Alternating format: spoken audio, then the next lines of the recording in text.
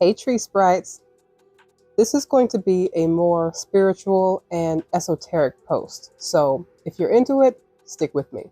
I have a speculation for why everyone is always expecting Black people to sacrifice ourselves for causes and movements and progress. So I've said before that the main batteries, the main power source that is fueling European colonialism and white narcissism is Black blood, the spirits, bodies, and souls of the African diaspora. Since ancient times, there have been philosophers, alchemists, and sorcerers in Europe who have sought many ways to seek and grow power for themselves. Their visions of global domination and world control did not start when the actions started. They attacked and subjugated one another, they sacrificed one another, they invoked and called upon deities of the old. They crafted talismans, amulets, concocted potions, and experimented with various life forms. And eventually, they discovered that the most potent source of energy on Earth that they could harness easily were African people, the humans that were born directly from Gaia, the source of all humanity, the most spiritually powerful people with the closest connection to Gaia, living on the world's richest landmass, with the most potent and powerful natural resources you could ever imagine. It was the ritualistic sacrifice of these people that released the most energy. Europe's ability to colonize the world and continue to maintain global influence is upheld by the souls of the African diaspora. They have skillfully indoctrinated the world with anti-Blackness so that the world would turn a blind eye to our ritualistic sacrifice, much in the same way that they have sacrificed forests, species of plants and animals that we'll never see again, waterways, caused massive destruction to the Earth's natural systems. We are Gaia's direct offspring.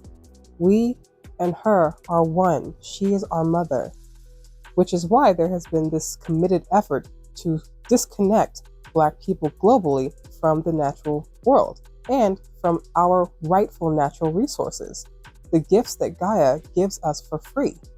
Black Americans were forcibly stripped of our indigenous identities because those identities empowered us, gave us unimaginable spiritual, emotional, and mental fortitude that they could not break through until they took our identity. Which is why Black Americans claiming our culture, gatekeeping, redefining our identity, coming up with beautiful names like Solon is a direct threat to the power structure that is held over us, which is why ruling forces in the form of law enforcement and vigilante citizens are given free clearance to sacrifice us, because the ritualistic sacrifice of Black people and the spilling of Black blood not only serves to mentally entrap, traumatize, and indoctrinate us, but also serves to release power and energy into their system, into their energy bank. But alas, all things come to an end eventually. Everyone wakes up. We are in the age of awakening, of information. We are at a shift of ages, and 2025 is the year of the snake, the year of the wood snake. All wickedness is being revealed, and we, the African diaspora, are shaking loose of the spell, of the curse that has been put on us. It's a slow process. We've been asleep, we've been dormant for centuries, but this giant is waking up. And even though it may feel like we're too weighed down to get up, it's because everyone else is riding on our backs, whether it's our culture, our spirits, or the natural resources from the lands that we come from. We sustain and uphold much of the world. Everybody wants to put their hands on Africa because even though it may be heavy and even though we may feel weighed down, the second we choose to stand up is the second that everything that was structured and built upon us falls and crumbles. We are the foundation of humanity. Everyone on the planet comes from us. Why do you think they're choosing now to demonize the word woke? It's because they need us to stay dormant. They need us to stay asleep. They need us to stay in the coma that they induced upon us.